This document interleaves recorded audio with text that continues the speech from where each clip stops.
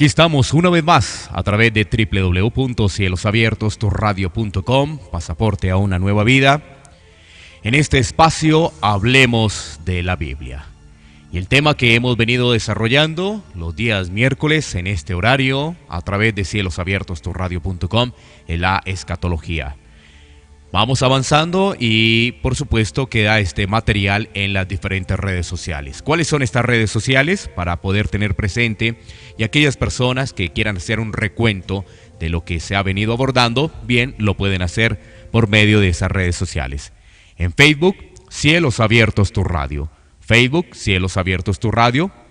Allí están todos los videos, pero también en el canal de YouTube, Pan de Vida para tu Corazón. Pan de Vida para tu Corazón. Desde ya están habilitadas estas redes sociales para que podamos compartir el tema de hoy. Recordar una vez más nuestro WhatsApp, que es 322-260-8281. 322-260-8281 en nuestro WhatsApp desde el exterior, más 57-322-260-8281. Continuamos entonces con la escatología, el tema de hoy, panorama del Apocalipsis. Nuestro invitado, como siempre, muy gentilmente nos acompaña nuestro hermano Arlington Baca, a quien vamos a saludar y por supuesto agradecer la participación de este espacio una vez más. Así que bienvenido, nuestro hermano Arlington. Muchas gracias por la invitación nuevamente para poder enseñar estos temas. Bueno, muy bien, muy agradecidos nuevamente por la compañía y la posibilidad que tenemos de interactuar con nuestros oyentes. Los oyentes de cielosabiertosturradio.com que ya están en sintonía desde el territorio colombiano, diferentes ciudades también nos acompañan, desde otras regiones, por ejemplo, en Argentina, en Chile, en México, en Estados Unidos, en España, nos están acompañando. Bueno, vamos entonces a iniciar y dar desarrollo a este espacio, escatología y panorama del Apocalipsis. Así que le damos la palabra a nuestro hermano Arlington. Bueno, muchas gracias nuevamente. Como recordábamos, hace 8 días veíamos varias escuelas de interpretación del libro de Apocalipsis. Vimos la interpretación historicista, futurista, idealista y preterista.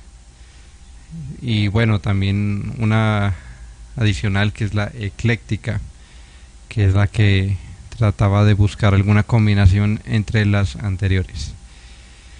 Para aquellos que no están familiarizados con el tema, pueden ver, eso quedó en las redes sociales, en los videos, para que puedan entender un poquito más de lo que se trata eso. Pero claro, quedan muchas preguntas. De hecho, antes de eso habíamos visto Apocalipsis 20 y lo vimos un poco más en detalle.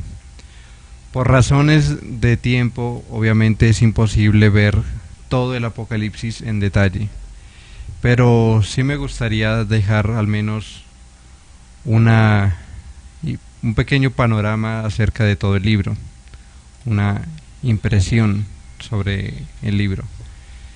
Así que vamos a pasar desde Apocalipsis 1 a Apocalipsis 22 y principalmente voy a tratar de centrarme en lo que podía haber entendido la audiencia original de Juan.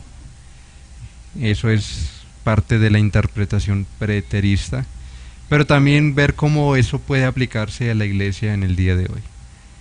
Así que más o menos iremos por ese lado. Entonces, en el capítulo 1 hay dos grandes secciones. Principalmente hay un prólogo, una salutación, y posteriormente hay una visión del Hijo del Hombre, una visión de Cristo glorificado. En el capítulo 1, versículo 1, se dice que es la revelación de Jesucristo que Dios le dio para manifestar a sus siervos las cosas que deben suceder pronto, y la declaró enviándolo por medio de su ángel a su siervo Juan. Este libro es un libro de la revelación de Jesucristo. Puede ser tomado ya sea como lo que Jesucristo revela o un libro que revela a Jesucristo, que revela su gloria. Las dos cosas son ciertas. Y hay una bienaventuranza, bueno, en el libro de hecho hay 7 bienaventuranzas. Les invito a todos a que busquen cuáles son esas 7 bienaventuranzas en todo el libro de Apocalipsis. Pero en el versículo 3 dice: bienaventurado el que lee y los que oyen las palabras de esta profecía y guardan las cosas en ella escritas, porque el tiempo está cerca. Y nuevamente insiste en la cercanía del tiempo cuando va a comenzar a suceder todas estas cosas. De manera que leamos, oigamos y guardemos estas palabras, porque hay una promesa de bienaventuranza. Entonces después Juan se dirige a las 7 iglesias, las 7 iglesias. Pero antes de dirigirse, ve a Jesucristo glorificado. Lo ve con unas ropas largas que llegan hasta los pies, con un cinto de oro. Y esto, por supuesto, que nos recuerda al sumo sacerdote en el Antiguo Testamento. El sumo sacerdote era quien tenía una vestidura blanca hasta los pies, con un cinturón de oro. Y pues nos habla acerca de Jesucristo en su fase como sacerdote. Debemos recordar que Jesucristo es el verdadero rey, el supremo sacerdote y el supremo profeta. Entonces acá lo vemos en su fase sacerdotal, y por eso también ve unos candeleros, ¿verdad? Unos candeleros de oro, que era algo que se encontraba en el templo. Termina el versículo 20 en el capítulo 1 diciendo que hay un misterio, que las 7 estrellas y los 7 candeleros representan a los 7 ángeles de las 7 iglesias. Los 7 ángeles de las 7 iglesias. Entonces noten cómo el mismo libro va interpretándose a sí mismo. El mismo libro muestra unos símbolos y después muestra qué significa tal símbolo. Eso es lo que vamos a mirar a lo largo de todo el libro, ya sea que el mismo libro lo explique o se explica por la Biblia en otros puntos. Y entonces vienen los capítulos 2 y 3, donde se habla de unos sermones. En realidad algunos dicen, bueno, son las cartas a las 7 iglesias. Yo diría más bien que son 7 sermones, porque todo el libro de Apocalipsis es una carta. Todo el libro tiene su prólogo acá en el capítulo 1, y en el capítulo 22 tiene su epílogo. O sea, tiene toda la forma de una carta, su destinatario, su autor, etcétera. Entonces estos capítulos 2 y 3 son más bien sermones en una sola carta que hay, que es el libro de Apocalipsis a las 7 iglesias. Y estos 7 sermones, bueno, algunos como Scofield han creído que representan como 7 etapas en la historia de la iglesia, que comienzan desde el tiempo de los apóstoles y después el tiempo del Imperio Romano y la era medieval y la Reforma, etcétera, y que estamos ahora en el tiempo de la Odisea, en un tiempo de apostasía, o por lo menos ese tiempo es la última iglesia, viene a ser como la última que va a preceder al rapto de la iglesia. Creo yo que pues hay que ver demasiado en el texto como para llegar a esa conclusión.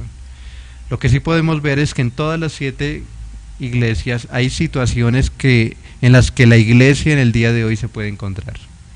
En todas hay situaciones que corresponden a la situación de la iglesia. Eso es algo muy, muy veraz ahí. Cada una de los 7 sermones tiene la misma estructura. Eso es algo que ustedes siempre van a ver. Primero dice, por ejemplo, en el capítulo 2, versículo 1, escribe al ángel de la iglesia en Éfeso, y se representa a Jesucristo lo describe de alguna manera. Digamos, en el 2.1 es el que tiene las estrellas en su diestra. En el 2.8 viene a ser el primero y el postrero. En el 2.12 dice el que tiene la espada aguda de dos filos, etcétera. Siempre inicia cada sermón con una descripción de Cristo, y que está tomado, por supuesto, de la visión del capítulo 1. Después, lo que hace es como un recuento de lo que conoce Cristo de la iglesia. Yo conozco tus obras y tu arduo trabajo. Yo conozco tus obras y tu tribulación. Yo conozco tus obras y donde moras. Estoy hablando de lo que sigue siempre en cada una de las cartas. Siempre va a encontrar ese recuento de lo que Cristo conoce de la iglesia. Y después hay algunas estipulaciones, hay algunas advertencias. Cristo les dice, pero tengo esto contra ti, pero tengo esto contra ti, en todas las cartas, todos los sermones, exceptuando dos iglesias, que es la de Esmirna y la de Filadelfia, que son dos iglesias que al parecer Cristo no tiene nada contra ellas. Y entonces Cristo a todas las iglesias les exhorta a arrepentirse, a que miren de dónde han caído, y también les muestra algo bueno que tienen las iglesias. Dice, por ejemplo, pero tienes esto, que aborreces la obra de los Nicolaitas, hablándole a Éfeso, etcétera. Entonces a todos les dicen, bueno, hay algo bueno también en cada iglesia, y todos los sermones culminan con una promesa. Dice, por ejemplo, el que tiene oído, oiga lo que el Espíritu dice a las iglesias, al que venciere, y siempre dice al que venciere. Por ejemplo, le daré de comer del árbol de la vida, el que venciere no sufrirá daño de la segunda muerte, el que venciere daré comer del maná escondido, etcétera. Todas tienen la misma estructura. Y es muy importante estas dos capítulos, 2 y 3, porque ahí se va a encontrar todos los temas de todo el libro de Apocalipsis. Y eso es algo que muchos no se fijan. Por ejemplo, en Tiatira se habla de una mujer, Jezabel, que enseña a los siervos a fornicar y a comer cosas sacrificadas a los ídolos. Y usted verá más adelante en el capítulo 17 que hay una gran exposición acerca de la gran ramera. Entonces vea como uno de los temas de las cartas viene a expandirse más adelante.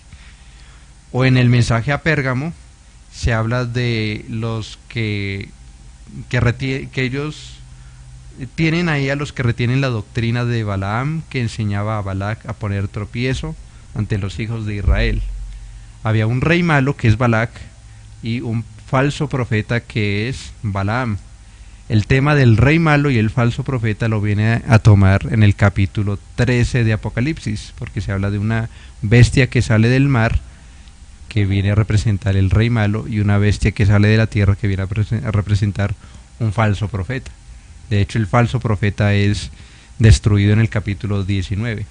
Entonces vean cómo es interesante que ustedes vayan mirando, cuando lean el libro de Apocalipsis, todos esos detalles, cómo todos esos temas que va tomando son tomados en realidad y desarrollados, tomados de las cartas, de los sermones, y desarrollados en el resto del libro. Y llegamos a los capítulos 4 y 5. Entonces ahora acá hay una nueva visión. Y entonces dice que después de esto miré, había una puerta abierta en el cielo. La primera voz que oí como de trompeta hablando conmigo dijo: sube acá y yo te mostraré las cosas que sucederán después de estas. Y muchos cristianos han interpretado ese sube acá como el rapto de la iglesia. Pero al único que se está llamando aquí a ver es a Juan. Lo que se le hace partícipe a Juan es un lugar de privilegio como profeta para poder observar en la revelación. Es básicamente eso. Aquí no está hablando de un rapto de la iglesia.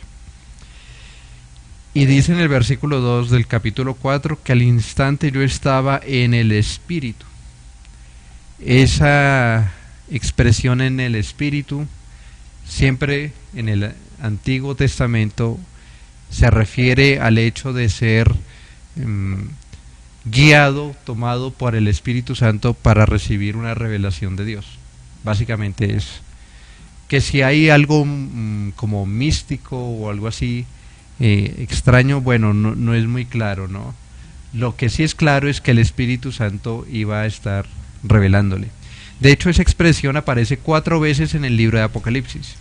En el capítulo 1, versículo 10 dice: yo estaba en el Espíritu en el día del Señor. Y ahí introduce una sección que es lo que vimos del capítulo 1 al 3. Y luego vuelve a aparecer en el capítulo 4, versículo 2, esa expresión: estaba en el Espíritu, que viene prácticamente hasta el capítulo 16. Del 4 al 16 hay una gran sección. Y de hecho en esta gran sección del 4 al 16 hay 3 series de juicios. Una serie de sellos, una serie de 7 trompetas y una serie de 7 copas. Sellos, trompetas y copas. Bien, y entonces, ¿qué es lo que ve en el capítulo 4 Juan? Juan ve a Dios representado por, digamos, algo como semejante a una piedra de jaspe, alrededor de un trono, un arco iris. Lo que ve es un trono, y toda la revelación que ve Juan gira alrededor del trono de Dios. Es decir, Juan entra como al salón del trono de Dios, el lugar desde donde se dirige y gobierna todo el universo, y ve una jerarquía que está representado por querubines, que probablemente son estos 4 seres vivientes.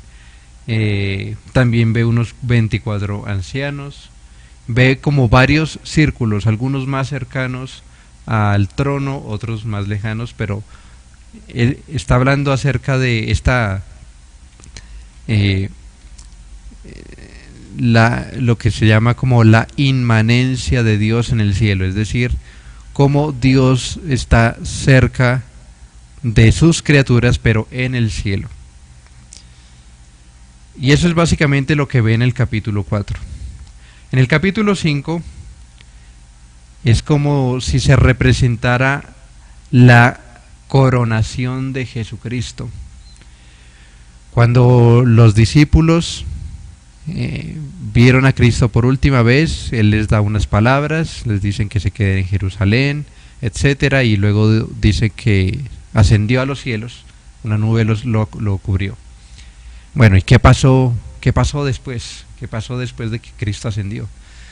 Pues recordamos este Salmo 24 que dice: ¿quién subirá a tu santo monte? El limpio de manos, el de corazón, el que no ha inclinado su corazón a cosas vanas, bueno, etcétera. Y pues obviamente ningún hombre cumple eso, excepto uno, Jesucristo, ¿verdad? El único que es limpio de manos. Y entonces dice después, habla una entrada procesional de Jehová a la ciudad, dice: alzado puertas vuestras cabezas y alzaos vosotras puertas eternas, y entrará el Rey de Gloria. Y yo creo que eso está hablando de esta coronación de Jesucristo cuando llega al cielo, y que tiene que ver mucho con lo que habla el capítulo 5, porque se ve un rollo, el rollo en el que estaba sentado en el trono. Ese rollo viene a ser toda la revelación del libro de Apocalipsis. Todo el libro de Apocalipsis gira alrededor de ese rollo, y en la medida que se va abriendo ese rollo y se va viendo lo que está ahí, se va desarrollando toda la profecía. Después dice en el versículo 3 que ninguno en el cielo, ni en la tierra, ni debajo de la tierra podía abrir el libro. O sea, no había alguien digno, no había alguien digno. Y él estaba a punto de llorar, o había llorado mucho en realidad, cuando habla uno de los ancianos en el versículo 5 que el león de la tribu de Judá, de la raíz de David, ha vencido para abrir el libro y desatar sus sellos. Y entonces obviamente ese es Jesucristo el que asciende, y desde que asciende pues toma su lugar a la diestra de Dios y empieza inmediatamente a hacer juicios sobre la tierra. Algunos creen que esto tiene que ver con algo futuro, pero Es mucho más fácil entenderlo, verlo como algo que sucedió desde la misma ascensión. Y después viene una adoración celestial. Están los 4 seres vivientes y luego le responden los 24 ancianos y luego toda la creación, y hay una gran adoración al Cordero. Y así termina el capítulo 5. Bien, hasta aquí no sé si hay alguna pregunta o comentario de estos primeros 5 capítulos de Apocalipsis. Bueno, aprovechamos para poder saludar también a nuestra audiencia que ha reportado sintonía. Algunos han hecho referencia que a través de Facebook se ha venido cortando un poco la señal, pero recuerda también que estamos en YouTube, y en YouTube hasta el momento hemos revisado y no hay ningún inconveniente. Entonces también podías trasladarte a YouTube. ¿El canal cuál sería? Es Pan de Vida para tu Corazón. Pero aprovechemos rápidamente también para poder saludar a las personas que han dejado ya sus comentarios a través de Facebook. Paola Aviña saluda desde Ciudad de México, ella está muy atenta. Un saludo. Sergio Daniel también, Sergio Daniel Brito, él está desde Argentina. Mar del Plata, Argentina, sí señor. Alejandra Sierra desde Puebla, México. Nos están allí. También Gloria Gómez se ha unido a esta transmisión, ella está en la ciudad de Bogotá. Vuelvo y reitero, algunas personas ahí, por ejemplo Sergio, Alejandra, nos han dicho que la transmisión en Facebook se ha cortado, o sea, se corta, se reinicia, pero también quiero decirles que, bueno, tenemos también habilitado nuestro canal de YouTube, que es Pan de Vida para tu Corazón. Ahí hasta el momento pues ha salido sin ningún inconveniente, entonces bueno, también se podría seguir allí sin ningún problema. Bueno, muchas gracias a nuestros oyentes y esperamos obviamente que esto de Facebook Live se pueda solucionar. Y bueno, entonces continuemos con esta exposición, este panorama de Apocalipsis. Muy bien, muchas gracias. Ahí comienza una nueva sección que va desde los capítulo 6 y capítulo 7, o quizás el principio del capítulo 8. Que son los 7 sellos. Entonces tenemos un rollo que estaba en la diestra del que estaba en el trono, es decir, el Padre, y luego ese rollo lo toma Jesucristo. Él se sienta y comienza a abrir el rollo. Entonces el rollo está sellado con 7 sellos y lo que hace es comenzar a abrirlo. Y en la medida que va abriendo cada uno de los sellos en el cielo, en la tierra empiezan a suceder unos juicios.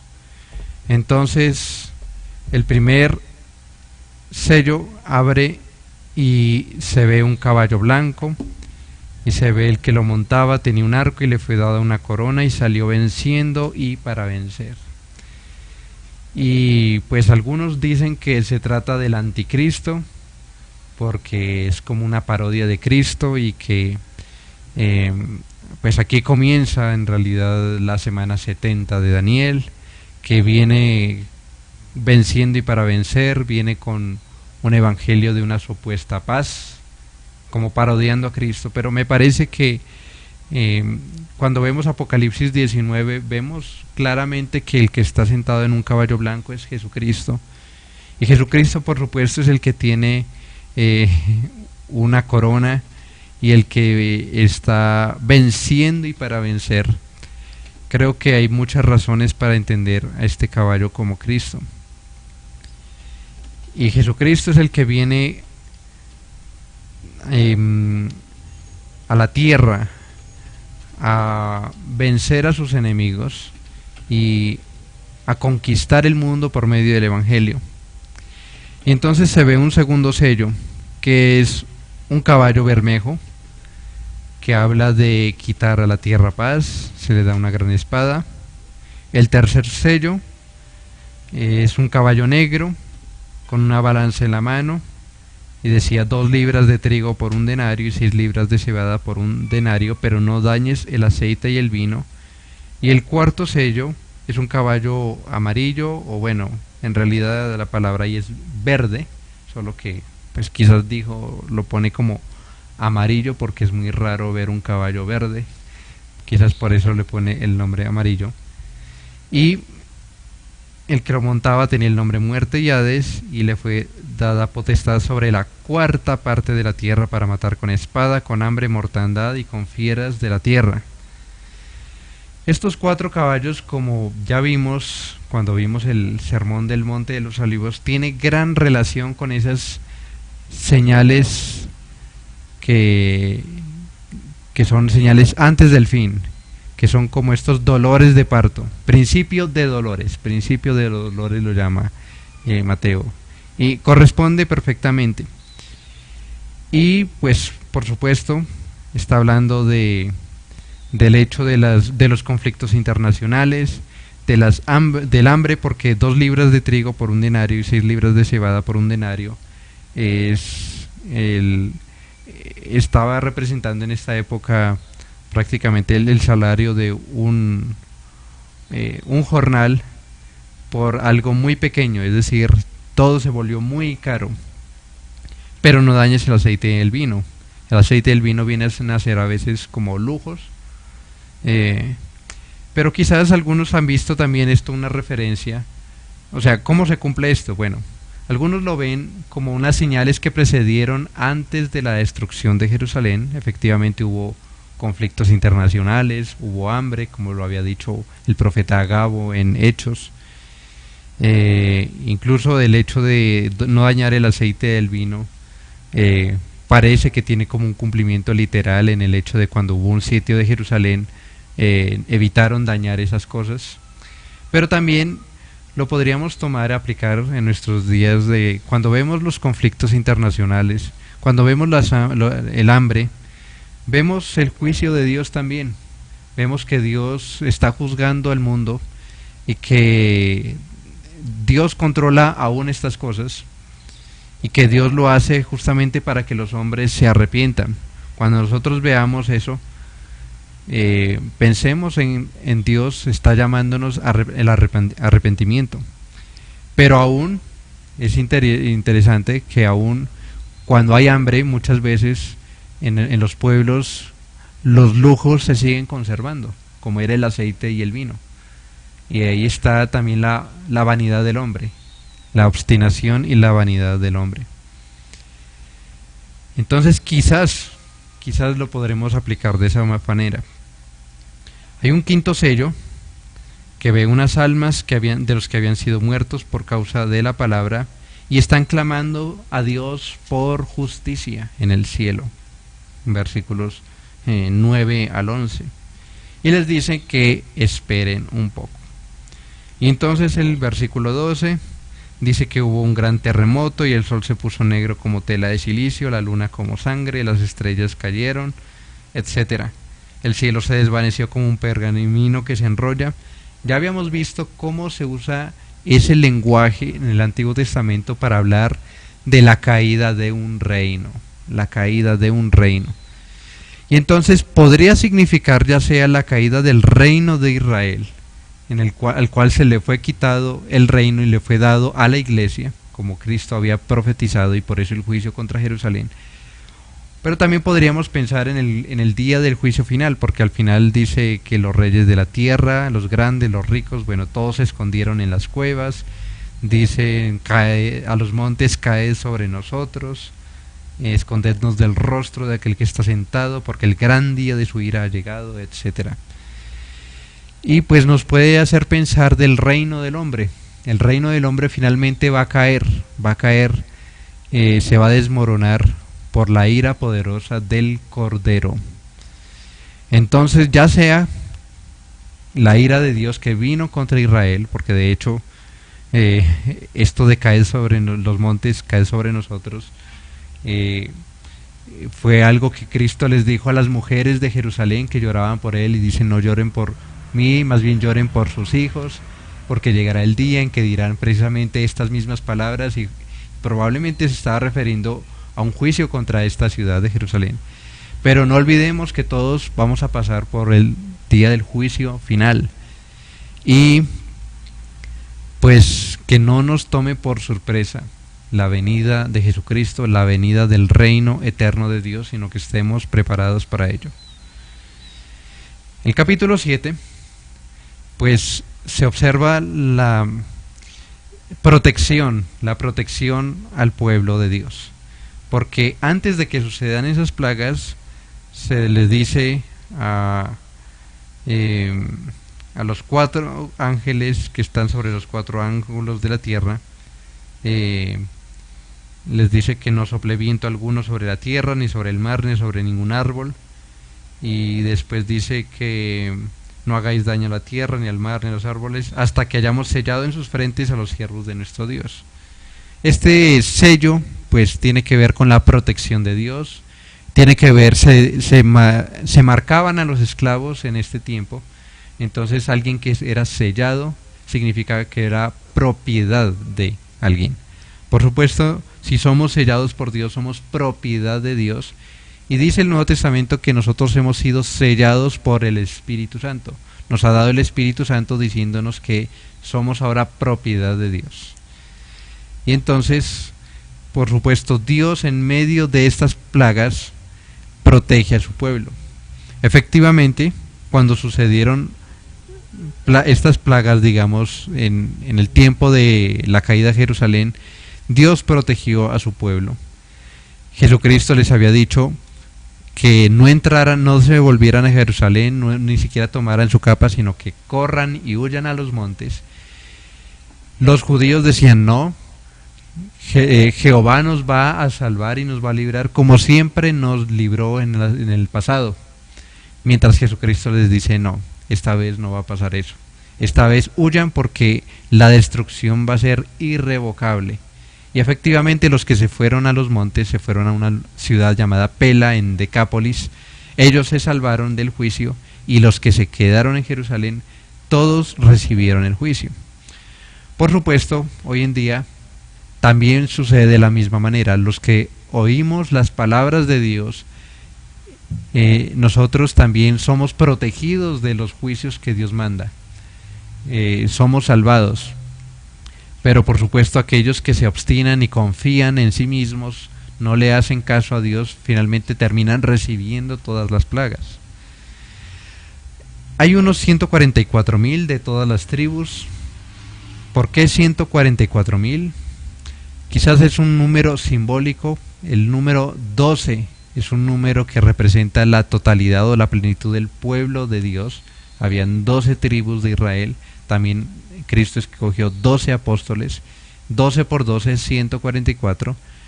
Y el 1000 pues nos habla de un número de perfección, porque el 10 es un número que también es asociado como a la plenitud, a lo completo. Nosotros vimos el número 1000 cuando vimos acerca del milenio, que está hablando de un número redondo y un número completo. Entonces quiere decir que la totalidad del pueblo de Dios es protegido. ¿Que por qué nombra específicamente 12 tribus? Bueno, quizás la mejor respuesta que he leído tiene que ver con el hecho de que en el capítulo 21 hay una visión acerca de una ciudad, que es la Nueva Jerusalén, que tiene 12 puertas y 12 cimientos. Esa imagen, por supuesto, es tomada de el libro de Ezequiel. Y allá en los capítulos finales, creo que es en el capítulo 47, hay una lista de las tribus de Israel a las cuales corresponde cada una de las puertas. Entonces quizás es una referencia a esto, es decir, aquí está enumerando cada una de las puertas de la Nueva Jerusalén con 12 nombres del pueblo del Antiguo Pacto. Aquí lo interesante que deben hacer, y ya lo había hablado en una anterior ocasión, es comparar las listas que hace el Antiguo Testamento de las 12 tribus. La lista que hace allá en Jacob, la lista que hace más adelante, creo que es en Crónicas, la lista que aparece en Ezequiel y la lista que aparece acá. Y comparen de quiénes son hijos cada quien, de cuáles concubinas, etcétera. O sea, observen qué relación tienen cada uno de los hijos de Israel con eso. Observen que, por ejemplo, no está la tribu de Dan, una tribu que apostató. Observen que la primer tribu que se nombra es la de Judá, porque de Judá vino Jesucristo, entonces hay un nuevo orden, ya no es por ascendencia, digamos, el primero hubiera sido Rubén, creo que era el mayor, ahora ya no es Rubén, sino es Judá. Leví aparece en medio de todas estas, como una tribu más, ya no tiene un lugar especial, porque ya hay un nuevo sacerdocio. Ahora todos somos sacerdotes, somos un reino de sacerdotes, etcétera. Y por supuesto, como veremos en el capítulo 21, pues tiene que ver con la unidad también entre el pueblo del antiguo y el nuevo pacto. Termina el capítulo 7 viendo una multitud de con las ropas blancas, que está hablando quizás del estado eterno, ya el estado, digamos, de aquellos que salen de la tribulación, dice, ¿no? Y pues, ¿cuál tribulación? Bueno, puede ser aquellos mártires que sufrieron persecución en el primer siglo, o sea, aquellos que estaban sufriendo en el tiempo de Juan. Pero también podemos pensar de forma extensiva a todos los que han padecido persecución en toda la era de la iglesia hasta que Cristo venga. Él les está dando consuelo, les dicen, pues sí, pueden pasar por tribulación, como les dice a la iglesia de Esmirna, vas a pasar tribulación por 10 días, pero confíen en aquel que ha vencido la muerte, porque la muerte no es el fin, la muerte simplemente es un paso hacia algo mucho mejor, que es nuestra herencia con Cristo. Y eso es, así termina con grandes bendiciones el capítulo 7. Y entonces el séptimo sello se abre en el capítulo 8. Se hizo silencio en el cielo como por media hora, y luego parece rememorar un ritual del templo, que es el ritual del incienso. Es un ritual, por eso se habla de un ángel que se para ante el altar con un incensario de oro, se le da mucho incienso, se le añade a las oraciones de los santos. ¿Y recuerdan cuáles son las oraciones de los santos? Estaba en el capítulo 6, versículo 10. ¿Hasta cuándo, Señor santo y verdadero, no juzgas y vengas nuestra sangre en los que moran en la tierra? Entonces, esas oraciones son unidas al decreto eterno de Dios. El ángel abre en este sello, hace este ritual, y como producto de esto vienen los juicios de las trompetas. Se dice que hay un silencio en el cielo como por media hora, quizás porque el ritual en el templo del incienso duraba aproximadamente media hora, y todos los que conocían el templo y todo este ritual seguramente lo hubieran entendido muy claro. Bien, hasta aquí no sé si hay preguntas, hay comentarios acerca de los 7 sellos o algo que hemos visto, que hemos tocado. Bueno, pues nos han saludado desde Uruguay, y dice Edinson, es un comentario que hace: enriquece la interpretación de la palabra de Dios, nos dice Edinson Rivera en Uruguay. También nos están saludando desde San Luis Potosí en México, y también en Washington en los Estados Unidos, con respecto pues a lo que estamos abordando, que es el panorama de Apocalipsis, ¿no? Llevamos entonces en este capítulo 7, ¿no? Ahí vamos poco a poco. Entonces eso es lo que tenemos hasta el momento. Muy bien. Observen cómo no es necesario ver todo esto al futuro como para ver ya muchas cosas cumplidas o en el pasado cumpliéndose ahora. Entonces vienen luego una serie de 7 juicios, que son las 7 trompetas. Las trompetas, por supuesto, nos recuerdan el Antiguo Testamento. Hubo trompetas, por ejemplo, en la fiesta, que se llama así, la fiesta de las trompetas. Pero hubo trompetas, si ustedes recordarán, en la caída de Jericó. Y justamente rodearon, ¿cuántas veces? 7 veces a Jericó, y el 7º día rodearon 7 veces el mismo día. Miren cómo el número 7 viene también asociado a los juicios y está asociado a las trompetas en la caída de Jericó. Si Apocalipsis está hablando de la destrucción de Jerusalén, pues esto tiene todavía muchísimo más sentido al hablar de 7 trompetas, porque es como si ese juicio que una vez los israelitas hicieron contra sus enemigos, ahora se les devolvería a Jerusalén. Es muy interesante ese paralelo. Pero sin embargo, si no se aplica eso, aún así podemos pensar en que Dios contrasta 2 ciudades, que es la ciudad de Dios y la ciudad del hombre. La ciudad del hombre es todo lo que el hombre hace fuera de la voluntad de Dios, cómo el hombre construye su vida, cómo el hombre construye civilizaciones, países, etcétera, sin Dios. Y finalmente Dios destruye la ciudad del hombre cuando Cristo viene, y solamente permanece la ciudad de Dios. Hay un libro muy bueno llamado La ciudad de Dios, de Agustín de Hipona, que recomiendo leer. Los juicios de las trompetas se dividen en 2 o digamos 3 partes principales.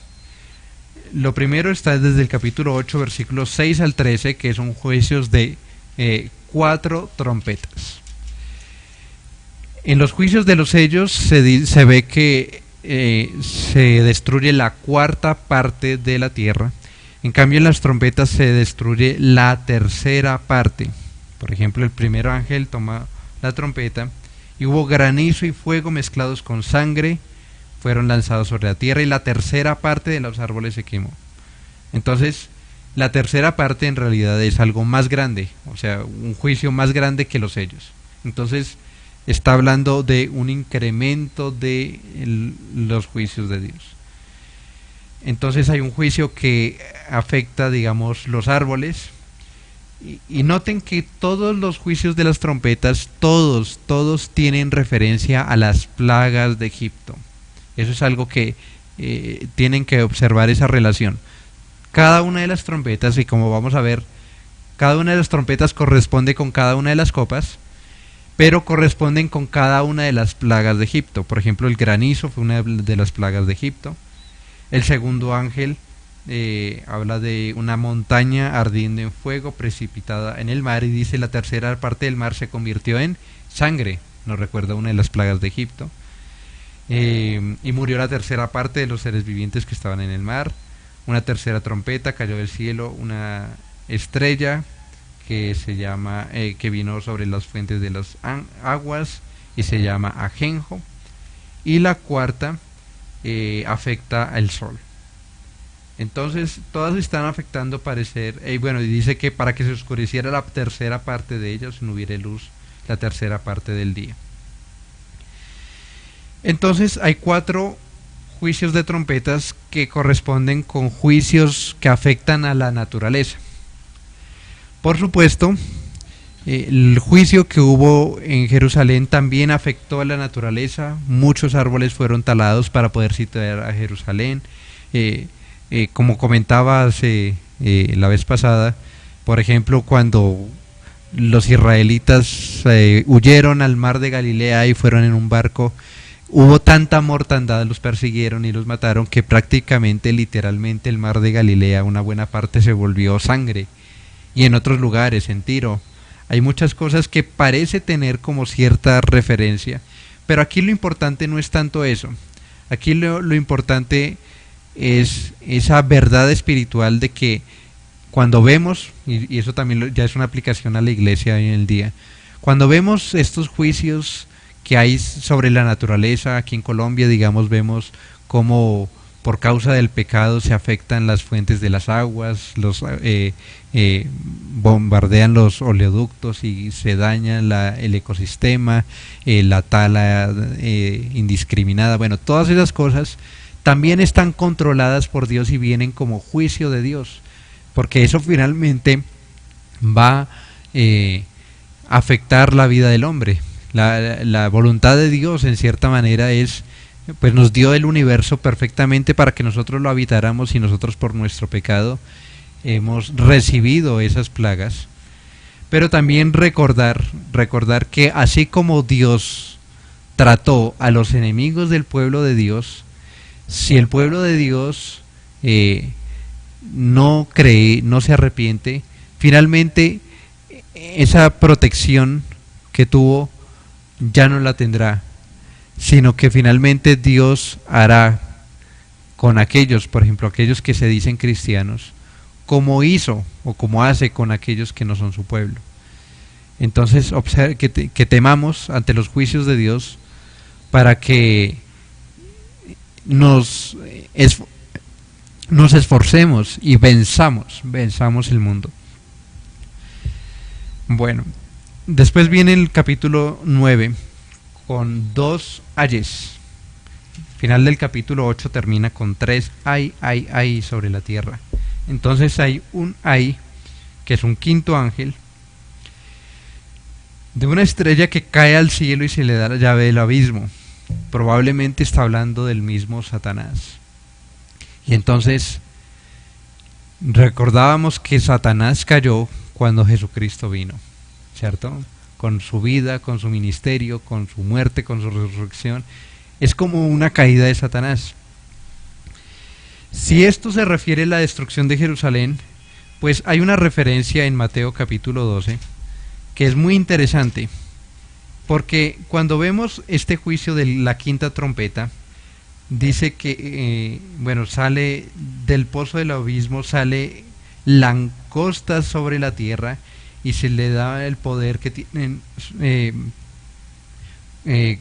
los escorpiones de la tierra. Se le mandó que no dañasen la hierba de la tierra ni cosa verde, sino solamente a los hombres que no tuviesen el sello de Dios en sus frentes, y les fue dado que no que los matasen, sino que los atormentasen 5 meses, y su tormento era como tormento de escorpión cuando hiere al hombre. Y en esos días los hombres buscarán la muerte, pero no la hallarán, y ansiarán a morir, pero la muerte huirá de ellos, etcétera. Entonces note que esto se trata como, por un lado lo describe como langostas. En la profecía de Joel, cuando vienen los asirios, también son descritos como langostas.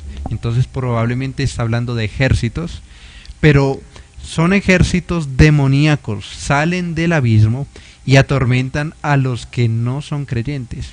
Y aquí importante recordar que los creyentes ya no pueden caer en posesiones demoníacas, solamente los incrédulos pueden ser atormentados. Y entonces en Mateo 12 dice lo siguiente: después de que los escribas y fariseos deseaban ver una señal, les dice más adelante, dice: cuando el espíritu inmundo sale del hombre, 12:43, anda por lugares secos buscando reposo y no lo halla. Entonces dice: volveré a mi casa de donde salí, y cuando llega la halla desocupada, barrida y adornada. Entonces va y toma consigo otros 7 espíritus peores que él, y entrados moran allí, y el postrer estado de aquel hombre viene a ser peor que el primero. Así también acontecerá a esta mala generación. Entonces, muy interesante que Jesucristo les dice que va a venir un juicio contra esa generación de demonios, prácticamente. O sea, como que se desata el infierno en la tierra. Y si Apocalipsis está hablando de eso, pues acá hay una referencia muy clara a qué es lo que pasó. Y bueno, históricamente sí hubo algo parecido. Antes del sitio como tal de Jerusalén, hubo una guerra con la que comienza Josefo, las guerras de los judíos, en las que hombres perversos, y ahí los describen con los cabellos largos, ¿no? Y bueno, eran hombres perversos, hombres que vinieron y hicieron violaron a las mujeres, o sea, no los mataron, pero los atormentaron precisamente a esta generación. Si se trata de eso, bueno, puede ser esto. ¿Que por qué 5 meses? 5 meses es el tiempo cuando salen las langostas. 5 meses es el tiempo del verano en Israel, justamente cuando salen las langostas, y de hecho fue en ese tiempo cuando vino este juicio. Y 5 meses nos recuerda también los 5 meses cuando el mundo estuvo cubierto bajo el juicio del diluvio. El mundo estuvo cubierto por 5 meses, así lo dice la Biblia. Entonces lo que está diciendo es: viene un juicio que es similar al juicio del diluvio. Y observe que en 2 de Pedro 3 compara el juicio final con el juicio del diluvio. Es un juicio universal. Entonces, observen cómo estas cosas se van relacionando. Nosotros también podemos pensar que finalmente vendrán hombres perversos, hombres que se unirán a Satanás para atacar al cristianismo, y que será como un diluvio que cubrirá toda la tierra. Sin embargo, no olvidemos que el pueblo de Dios está protegido en esto. Y por supuesto, hay una sexta trompeta que dice que desata a los 4 ángeles que están atados justo al gran río Éufrates. Y bueno, ahí empieza a hablar un poco a describir cómo son estos juicios. Y no olvidemos que todos los juicios que sufrió Israel los sufrió por los pueblos del norte, los pueblos que vienen del río Éufrates, es decir, Asiria, Babilonia. Ellos vinieron desde el Éufrates, y dice que el río Éufrates fue seco, ¿verdad? A ver, ¿en qué parte es que lo dice? Lo dice... ellos cruzaron el río Éufrates. Ah, no, eso lo dices en las copas, ya que lo recuerdo. El caso es que nuevamente es un recordatorio. Así como el pueblo de Dios en el pasado cruzó en seco, salió para salir de Egipto, cruzó en seco para entrar a Canaán y conquistarla, ahora los enemigos del pueblo de Dios van a cruzar en seco, es decir, van a tener toda la aprobación de Dios para destruir a su pueblo si no se arrepiente. Y eso es una lección para nosotros.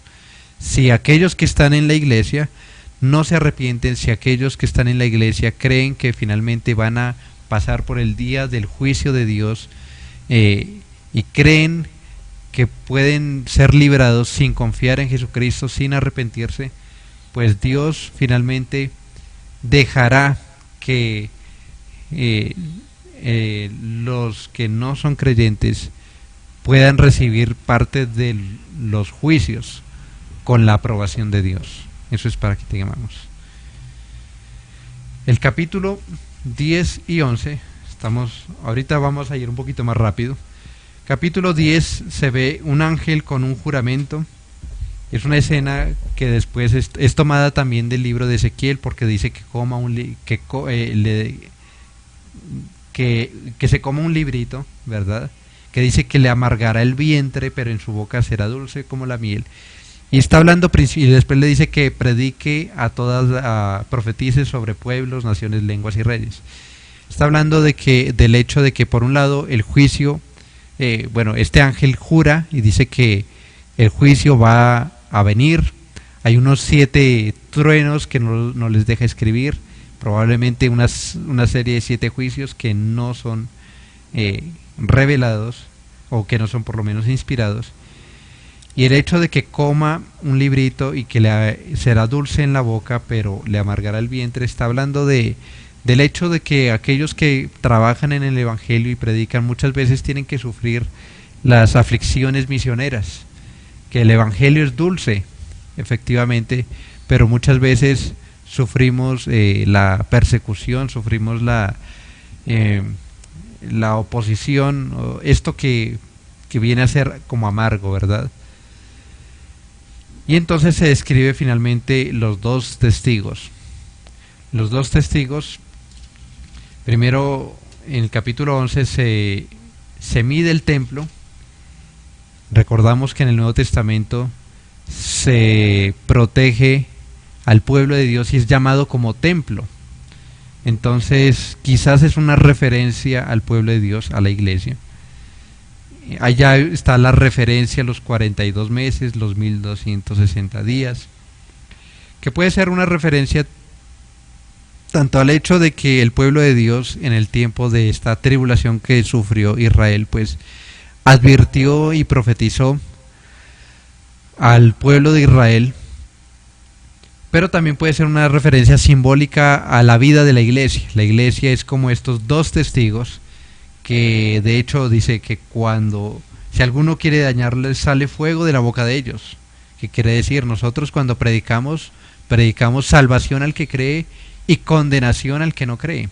Entonces podemos asociarlo con el fuego del infierno, ¿no? Es decir, por medio de esto que hablamos, Aquel que no cree se expone al fuego del infierno. Por supuesto, también acá hay una referencia tanto a Elías como a Moisés. Por eso es que algunos creen que los dos testigos se tratan de Moisés y Elías, porque por un lado dice que tienen poder para cerrar el cielo, para que nos llueva en los días de su profecía y para convertir las aguas en sangre. Una referencia, por supuesto, a Elías y a Moisés, pero algunos lo ven quizás de una forma un poco más simbólica, como una referencia a la ley y los profetas. Cuando nosotros predicamos el Evangelio, predicamos la ley de Dios para que el hombre se arrepienta, para que se dé cuenta de que es pecador, y también hacemos un uso profético. Nosotros hablamos de parte de Dios, de manera que es como si Dios hablara por medio de nosotros, y aquel que cree pues tendrá vida eterna, aquel que no cree recibirá condenación. Esta labor de los dos testigos entonces puede representar la misma labor de la iglesia en su predicación. Y bueno, entonces ahí viene finalmente el hecho de que la bestia parece que vence a los testigos, parece que los mata. Muchas veces el testimonio de la iglesia es apagado. Fue apagado en el tiempo de Juan el Bautista y de Jesucristo. Fueron dos grandes testigos de Dios que fueron muertos, pero observen que después Jesucristo resucitó, y después el Espíritu Santo, que estaba sobre Elías, ahora está sobre toda la iglesia. Y mire cómo resucita, por decir así, estos testigos para atormentar a los moradores de la tierra. Cuando los enemigos del pueblo de Dios vencen a los cristianos, ellos hacen fiesta, y por eso dice que se mandan regalos y todas estas cosas.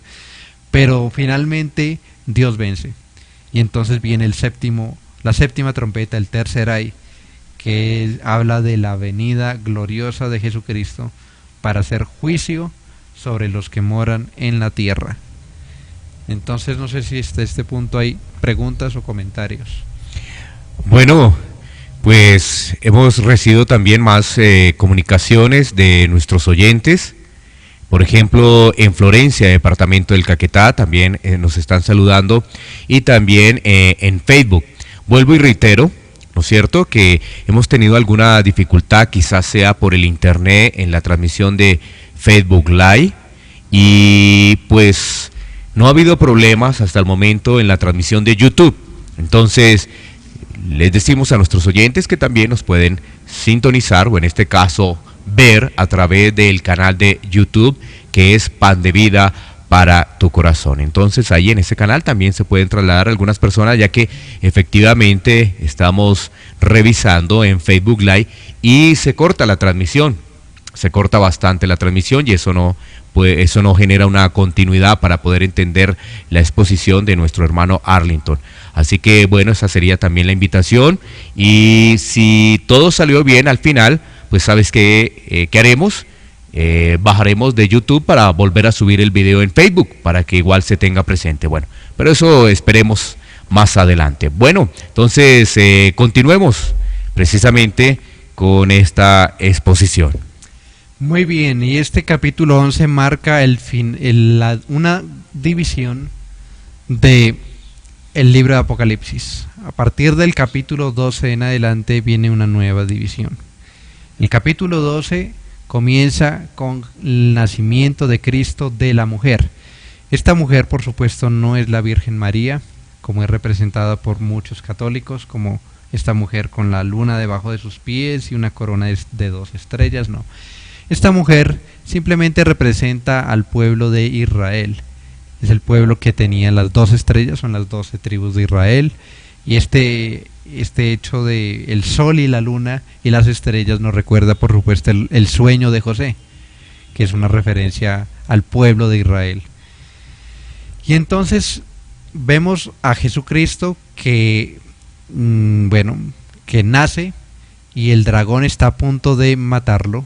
Y bueno, nos recuerda todas las veces cuando desde el Antiguo Testamento hasta el último momento donde el dragón quiso oponerse a la obra de Jesucristo y no pudo. Y antes de que el dragón pudiera hacer algo, fue arrebatado hacia su trono. Es decir, Jesucristo vino para reinar. Y como resultado de su ascensión, Satanás pierde su lugar en el cielo. Lo que vemos es la batalla allá de Miguel y sus ángeles. Ya no haya lugar en el cielo. Y entonces, como es derrotado, viene a perseguir a la mujer en la tierra. Pero dice que a la mujer se le da alas de la gran águila. Eso nos recuerda, por supuesto, también cuando Israel salió de Egipto, que en el cántico de Moisés en Éxodo 15 dice: yo te tomé con alas de águila. El águila siempre es una representación también de la protección de Dios.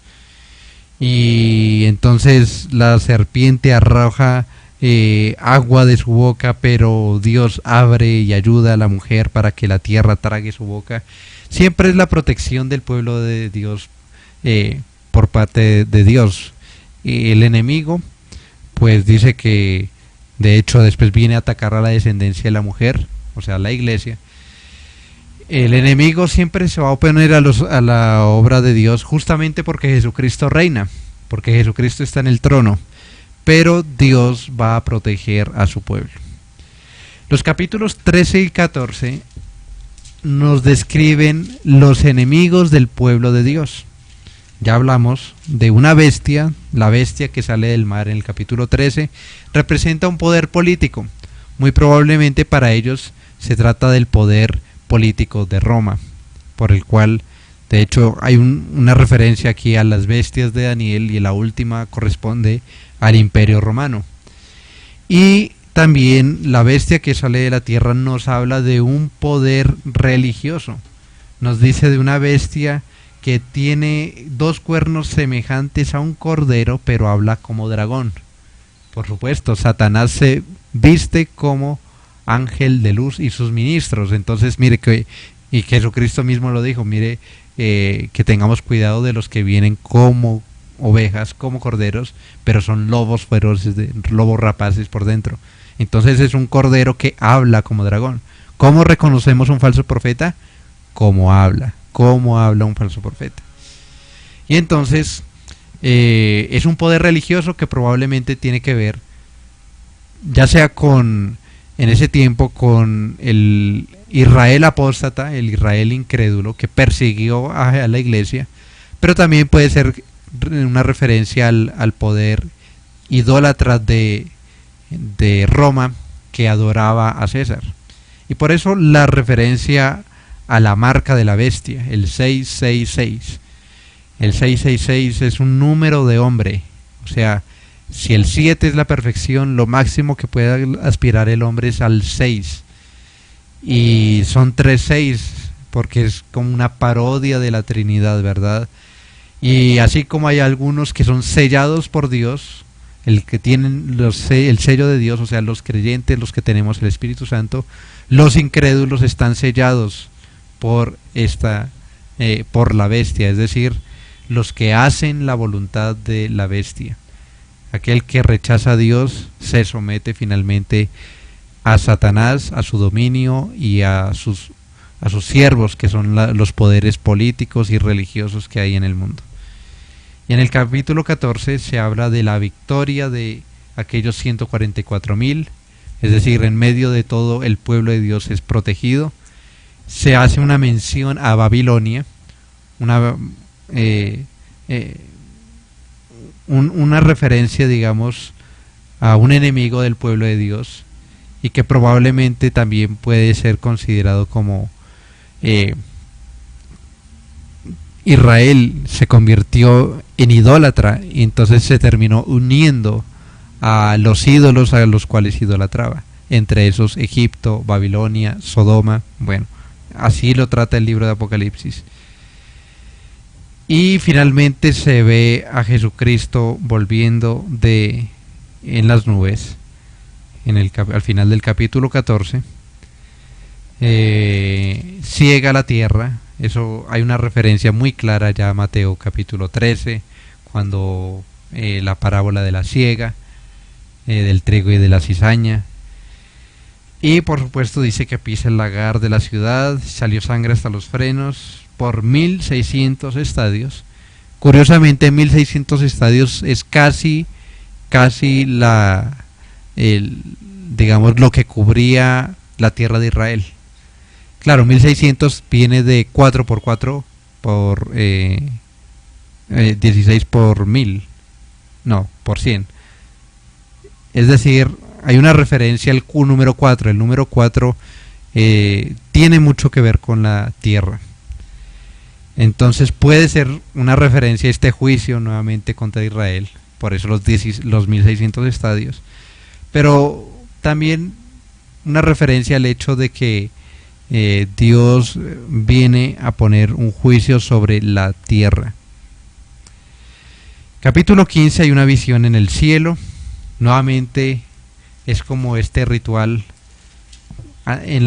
cuando iban a consagrar el tabernáculo y el templo. Dice que hubo humo de manera que no podían entrar los sacerdotes.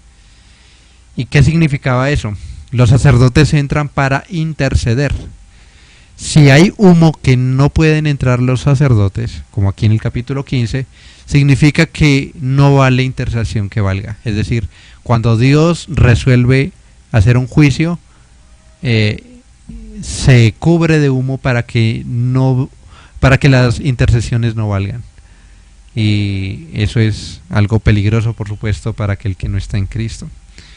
Se describe en el capítulo 16 las copas de la ira, que tienen que ver directamente con las copas, con los juicios de los trompetas. Lo que fue anunciado en los juicios de las trompetas viene a ser totalmente consumado en las copas de la ira, y las copas de la ira traen unos juicios ya devastadores, totales.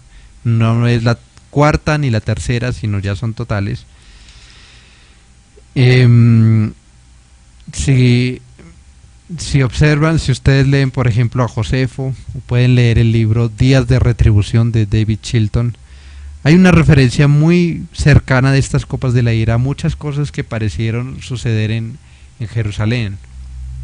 Sin embargo, también podemos recordar que el gran día de la ira de Dios vendrá, que no se trata de que vamos a ver en el cielo unas trompetas o unas copas derramándose, no.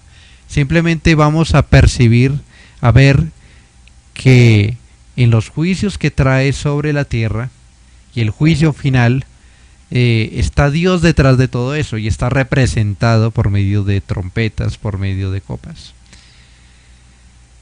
Capítulos 17 y 18 nos hablan acerca de el juicio contra otros enemigos de Dios. Observe que en el capítulo 17, versículo 1, dice: entonces vi uno de los 7 ángeles que tenían las 7 copas, y es uno de los que tenían estas 7 copas que viene a terminar de mostrar el juicio. Uno de los juicios pues es la gran ramera. Esta gran ramera pues tiene que ver con el poder religioso que se opone a Cristo. Puede ser una referencia tanto a Israel, por el hecho de que esta mujer cabalga sobre la bestia, es decir, la bestia viene a ser el Imperio Romano, y juntamente con el poder del Imperio Romano es que Israel atacó a la iglesia. Y entonces estaba cabalgando y se había prostituido prácticamente, como dice en Ezequiel capítulo 16. Observe que a Israel se le trata como adúltera, una mujer adúltera. Entonces la referencia puede ser muy clara a eso. Pero también podemos pensar en todos aquellos que finalmente terminan uniéndose a la religión que se opone a Cristo, sea cual sea. Hay una referencia, por supuesto, a una ciudad de los 7 montes, que sin duda ellos lo iban a entender como Roma. Y el hecho de que se hable de 7 reyes, 5 que han sido, uno que es y el otro que aún no ha venido, y que uno muere, que la bestia que era, que no es, también es el octavo, o sea, el sexto es el octavo, está haciendo uso de un mito que se llamaba el Nero Redivivus. Es decir, muchos creían que Nerón, el sexto rey, el sexto emperador de los romanos, desde Julio César, iba a regresar. Y lo que está haciendo Juan es hacer uso de eso para hablar del hecho de que finalmente va a haber como una resurrección, entre comillas, de la bestia. Es decir, el poder que opera contra el pueblo de Dios va a resurgir. Y esto lo podemos pensar con el final del milenio. Recordamos que al final del milenio Satanás es desatado y pues ese poder de la bestia, de aquel enemigo de Cristo, pues es un enemigo político, pues va a resurgir, pero finalmente el Cordero los vencerá. El Cordero los va a vencer. Capítulo 18 se habla de la caída de Babilonia. Está hablando ya del sentido mundanal y el sentido político, que finalmente también va a ser derrotado por Cristo. Bueno, los que ven el juicio en Jerusalén, hay muchas referencias muy claras a Jerusalén. Por ejemplo, dice en el versículo 24, 18-24, dice: en ella se halló la sangre de los profetas y de los santos y de todos los que han sido muertos en la tierra. Y Cristo dice allá en Lucas capítulo 13 que no es posible que un profeta muera fuera de Jerusalén. Y por eso Jesucristo fue a morir en Jerusalén, porque era un profeta. Entonces, observe que aquí lo que dice el capítulo 18-24 parece una conexión muy directa con Jerusalén. Una ciudad que apedrea a los profetas, lo dijo Jesucristo justamente antes de ¿qué? De dar el discurso contra Jerusalén, hablando de la destrucción de Jerusalén. Es muy interesante que lo consideren los que quieren ver esto así. Pero de todos modos, sin embargo, el mundo también pues ha apedreado a los profetas de Dios y Dios los va a vencer. El capítulo 19, el pueblo de Dios se alegra por haber derrotado a Babilonia. Es participante de la cena de las bodas del Cordero, que nos recuerda de hecho también la Santa Cena. La Santa Cena es un recordatorio, dice que tomad esto hasta que Jesucristo venga. Y cuando Cristo viene hay un juicio. Y de hecho en la misma Santa Cena hay cierto juicio, porque no todos pueden tomar de esa Santa Cena. Por lo tanto, aquel que no toma la Santa Cena finalmente dice que le hará beber sangre, capítulos 17 y 18. Aquellos que no toman por la gracia la sangre de Cristo, pues beberán de su propia sangre. Eso nos recuerda también las bodas del Cordero, pues simplemente ese encuentro de la iglesia con Cristo. La Biblia comienza con un matrimonio y termina con un matrimonio. Y así va a terminar el capítulo 19.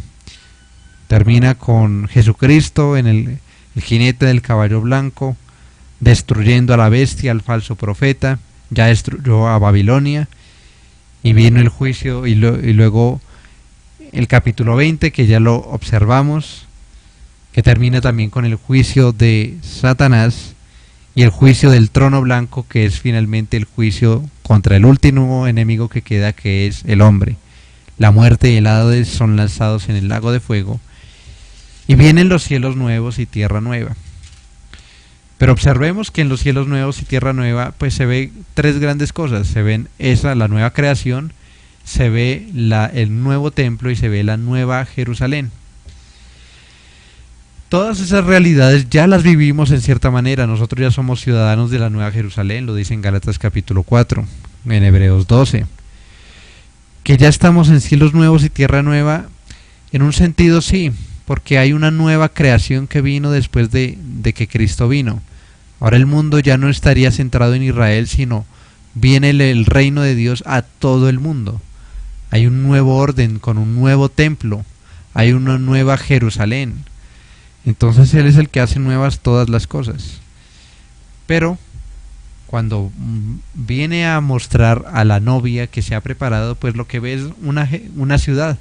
Lo que describe es una ciudad perfecta, una ciudad que es de oro, que sus cimientos, son de piedras preciosas.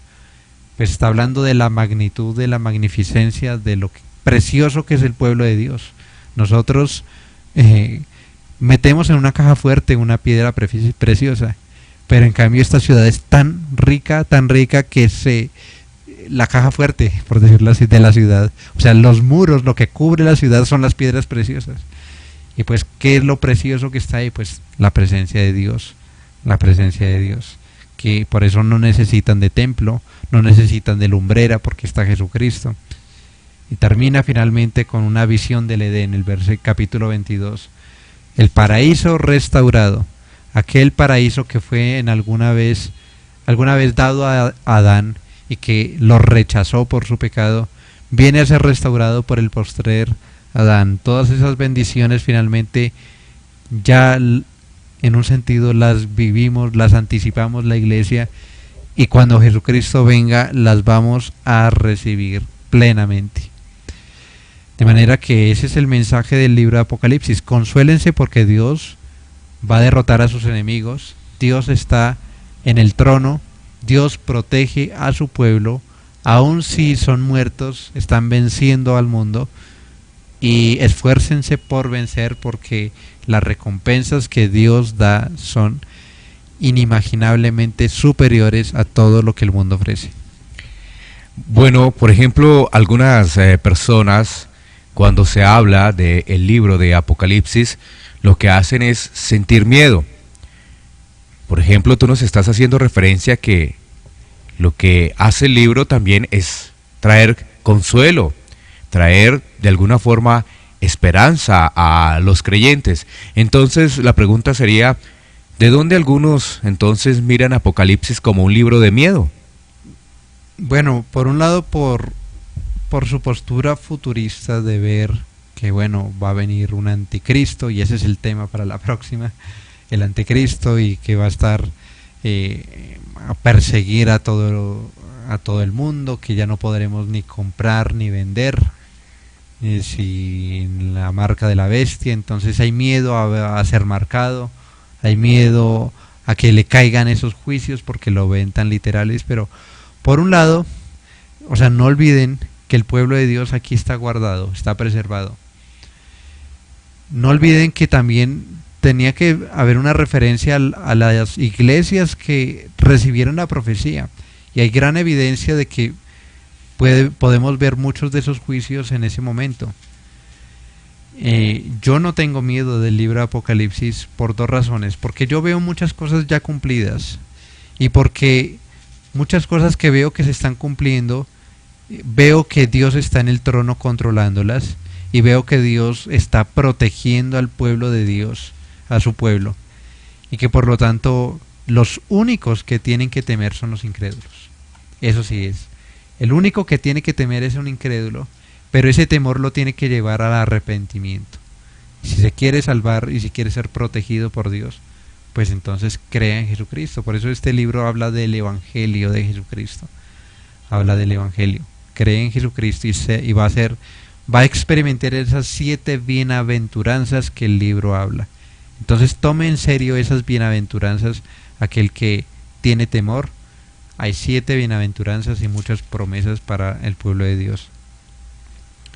Ok, bueno, precisamente eso que tú estás haciendo referencia a ese panorama de Apocalipsis, cuando llegamos, por ejemplo, a lo que se conoce como la marca de la bestia o el 666, algunos en estos momentos, en estos tiempos que estamos viviendo, es decir, pleno siglo XXI, dicen, bueno, es un chip, pero algunos ya empiezan a hablar de ese nuevo orden que se va a presentar en próximos meses o aún en próximos años con la tecnología, lo que tiene que ver con esto que se conoce como el 5G.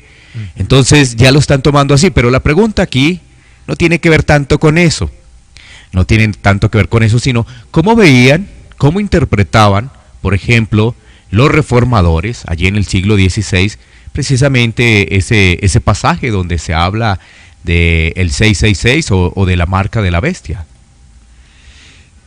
No sé exactamente lo que los reformadores entendían sobre esa marca.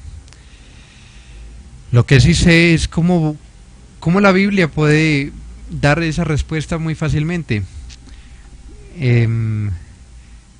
Cuando ese número aparece, por ejemplo, en cuando Salomón se enriquece, cuando Salomón transgrede todo lo que tenía que hacer un rey. En Deuteronomio 17 se le impide tener muchas posesiones, se le impide tener mujeres y tener caballos. Y justamente Salomón se enriquece, tiene muchas mujeres y pues tiene muchos caballos porque era muy rico. Y dice que en ese tiempo tributaban hasta 666 ciclos de plata. Dice ese número, ¿no? Y justamente en ese punto es cuando comienza su caída total. Y la caída de la bestia también es cuando se cree más poderoso. Entonces, si leyéramos más nuestras Biblias, podríamos ver mucho más estas relaciones que nos van a llevar mucho más a una interpretación más cercana a lo que la Biblia dice. En el sexto día Dios creó al hombre, pero en el sexto día Dios también creó la bestia, ¿no? Los animales fue creado en el sexto día. Entonces mire cómo el hombre, en lugar de querer ser la imagen de Dios, quiere ser la imagen de la bestia, y entonces tiene su sello, es propiedad de la bestia, y por eso el sello está en la frente y en las manos, se alinea con su pensamiento y con sus acciones. Ok, bueno, cuando estamos hablando de este panorama de Apocalipsis, por ejemplo, cuando se hizo referencia a la mujer y el dragón, algunos, como tú mencionabas, hacías referencia que piensan que esa mujer es la Virgen María, pero entonces uno dice, bueno, ¿cómo el hermano Arlington puede decir no es la Virgen María, sino entonces la referencia que tú hiciste a Israel? ¿Cuál sería entonces el método de estudio que en este caso tú estás desarrollando para precisamente poder compartir eso con, digamos, aquí en la emisora? Bueno, nuevamente es ir al Antiguo Testamento y ver cómo la figura de la mujer está asociada al pueblo de Dios. De la mujer vendría la simiente, dice, hablando allá en Génesis 3:15, ¿no? Que la simiente de la mujer aplastaría la simiente de la serpiente. Esa es la primera referencia para interpretar Apocalipsis 12.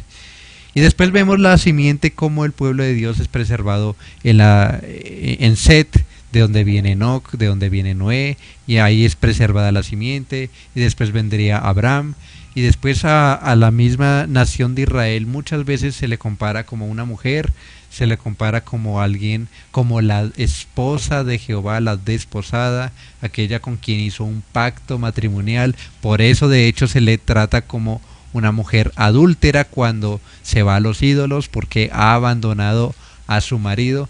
O sea, hay una metáfora de la mujer que siempre está comparándola con el pueblo de Dios. Y por supuesto, de esta mujer es que nace Jesucristo, o sea, de la nación de Israel es que viene Jesucristo. Claro, pues María es una mujer que viene de Israel, por supuesto. Y en cierta manera, pues hay una relación, ¿no? Pero esa relación con el sol, la luna y las estrellas, o sea, nos transportan al sueño de José, que es el pueblo de Israel. Bueno, y finalmente sobre pues todo esto que hemos hecho referencia, vemos que Apocalipsis tiene bastante simbolismo, bastante figuras literarias. ¿Nos podrías ayudar un poco en esas figuras literarias que utiliza precisamente este libro de Apocalipsis? Pues hay que leer buenos libros sobre apocalíptica. Hay que leer, bueno, la cantidad de libros que existe al respecto son muchos. Pero lo que hay que entender es que estas visiones, estas imágenes, son símbolos que representan algo. Es decir, están dados ahí para mostrar algo más. Como por ejemplo la bestia. Uno mira la bestia y lo que quiere decir, o sea, él hubiera dicho, podría haber dicho el Imperio Romano. Pero cuando dice bestia significa más que el Imperio Romano. Está hablando sí de un poder político, pero está hablando de cómo actúa la bestia. Está hablando, nos retrae a Génesis 6, cuando fue creada la bestia. Nos recuerda a Nabucodonosor, un rey pagano que se volvió una bestia cuando él creyó ser el soberano y no le dio la gloria a Dios. O sea, mire la bestia, mire cada imagen. Por eso está dado en símbolos, para que nosotros simplemente despertemos la imaginación y lo unamos con todas las imágenes bíblicas de eso. Y entonces cuando nosotros miramos la bestia, no solamente oímos, sino la vemos en todo eso, podemos llegar a entender la bestia y verla también hoy en día detrás de esos poderes políticos anticristianos, etcétera. Bueno, pues muy interesante este panorama de Apocalipsis. Sin duda nos trae una gran reflexión, como lo decía nuestro hermano Arlington, que tiene que ver precisamente con el consuelo, el llamado, por supuesto, también al arrepentimiento, porque pues ahí está aquel que se arrepiente, y nos deja también que hay que leer toda la Biblia, hay que leer bastante el Nuevo Testamento y por supuesto también el Antiguo, es decir, los dos, porque eso hace parte de la palabra de Dios.